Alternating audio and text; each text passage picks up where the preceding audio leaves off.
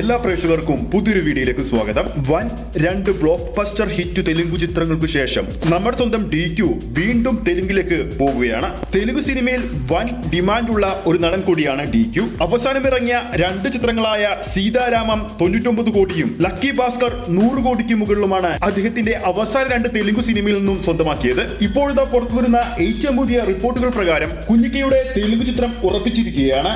ആ ഒരു സിനിമയിൽ നായികയായി എത്താൻ പോകുന്നത് പൂജ ഹെഡ്ജുമാണെന്നാണ് റിപ്പോർട്ടുകൾ പുറത്തുവരുന്നത്. സിനിമയുടെ പ്ലോട്ടിനെ കുറിച്ച് കിട്ടുന്ന റിപ്പോർട്ടുകൾ പ്രകാരം ചിത്രം ഒരു റൊമാന്റിക് ഡ്രാമ ഗണത്തിൽപ്പെടുന്ന ചിത്രമായിരിക്കുമെന്നാണ് റിപ്പോർട്ടുകൾ പുറത്തുവരുന്നത്.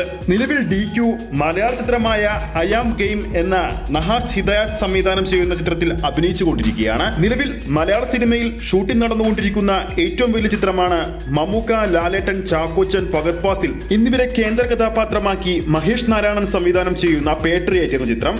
ചിത്രത്തിന്റെ ഏറ്റവും പുതിയ അപ്ഡേറ്റുകൾ പ്രകാരം ചിത്രത്തിന്റെ ശ്രീലങ്കൻ ഷെഡ്യൂളും എടപ്പാൾ ഷെഡ്യൂളും ശേഷം ഈ കഴിഞ്ഞുപോയ ജൂലൈ 8-ന് മറ്റൊരു ഷെഡ്യൂൾ കൊച്ചിയിൽ ആരംഭിച്ചിരുന്നു. ആ ഒരു സെറ്റിലേക്ക് കഴിഞ്ഞ ദിവസം ലാലേട്ടൻ ജോയിൻ ചെയ്യുമെന്നാണ് പുതിയ റിപ്പോർട്ടുകൾ പുറത്തുവരുന്നത്. കൊച്ചി ഷെഡ്യൂളിൽ ലാലേട്ടന് 3 ദിവസത്തെ ഷൂട്ടുണ്ടെന്നാണ് റിപ്പോർട്ടുകൾ വരുന്നത്. പാട്രിയറ്റിന്റെ സെറ്റിലേക്ക് മമ്മൂക്ക ജൂലൈ 17-ാം തീയതി എത്തുമെന്നാണ് റിപ്പോർട്ടുകൾ വരുന്നത്. കാത്തിരിക്കാം ചിത്രത്തിന്റെ കൂടുതൽ അപ്ഡേറ്റുകൾക്ക് വേണ്ടി. പ്രേക്ഷകർ ആകാംക്ഷയോടെ കാത്തിരിക്കുന്ന ദിലീപ് ചിത്രമാണ് ധനഞ്ജയ് ശങ്കർ സംവിധാനം ചെയ്യുന്ന ബബ്ബബ്ബ. ചിത്രത്തിന്റെ ഭാഗത്തും അവശേഷിക്കുന്ന കുറച്ചു ദിവസത്തെ ഷൂട്ട് വീണ്ടും തുടങ്ങാൻ പോകുന്ന റിപ്പോർട്ടുകളാണ് ഇപ്പോൾ പുറത്തു വരുന്നത്. ഈ ഒരു ദിലീപ് ചിത്രത്തിന് ഏകദേശം 20 ദിവസത്തോളം ഷൂട്ടുണ്ടെന്നാണ് റിപ്പോർട്ടുകൾ വരുന്നത്.